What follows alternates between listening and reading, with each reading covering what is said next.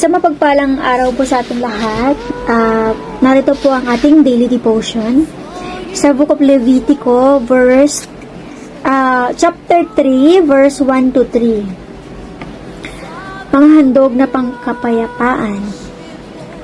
Kung ang iaalay sa handog pangkapayapaan ay isang baka, maging babae o lalaki man, kailangang ito'y walang kapintasan. Pag naghahandog ng hayop is walang batik-batik, walang sugat, dapat fresh, ganun. Ipapatong niya sa ulo nito ang kanyang kamay at ito'y papatayin sa kanya, pintuan ng tuldang tipanan, at ibubuhos ng pari ang dugo sa paligid ng altar. Ganun, no, yung dugo ng hayop na pinatay, ibinubuhos sa may altar, no? Sandog na ito, kukuha ng pari ang parteng susunugin para kay Yahweh.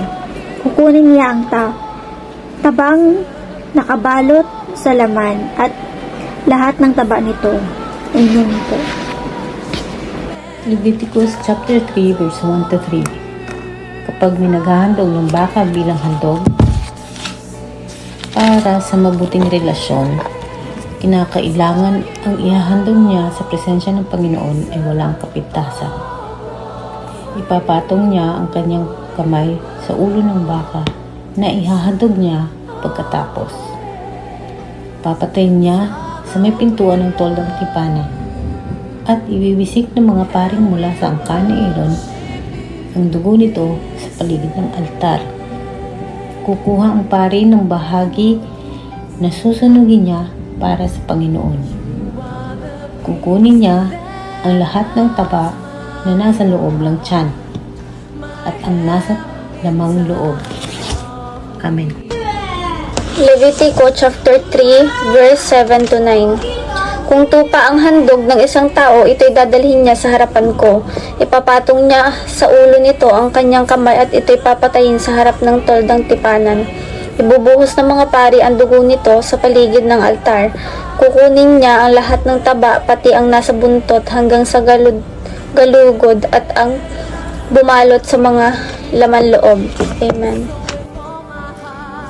Isang mapagpalang gabi sa ating lahat. Ang aking babasahin ay mula sa libro ni Levitico chapter 3 verses 10 to 12. Kukunin din niya ang dalawang bato, pati ang taba nito sa balakang at ang tabang bumabalot sa atay. Ang lahat ng ito'y ibibigay niya sa pari upang sunugin sa altar bilang pagkaing handog kay Yahweh. Kung kambing naman ang handog ng isang tao, iaharap niya ito kay Yahweh. Ang mabuting salita ng Diyos. Amen. Good morning! Tayo po muli magbahagi ng ating devotion sa Leviticus chapter 3 verses 13 to 14. Ito po ay sulat ni Bro Ian. For the meantime, tayo po muna. Sabi dito, ipapatong niya sa ulo nito ang kanyang kamay at ito'y papatayin sa harap ng tuldang tipanan. Ibubuhos ng mga pari ang dugo nito sa paligid ng altar. Kukunin niya ang lahat ng tabang pumabalot sa laman loob. Purihin ng Diyos sa pagkakabasa ng kanyang mga salita. Yung pakahulugan po ng ipapatong yung kamay doon sa ihahandog na tupa or kambing, no? Iyan po ang pagpapatunay na ikay naniniwala at paglipat ng kasalanan doon sa handog na papatayin. Yung pagdanak ng dugo, di ba nga, the wages of sin is death. So, kailangan patayin yung handog na inialay doon.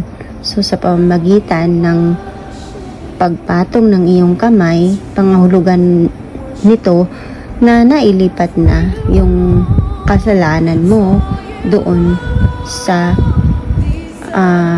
handog.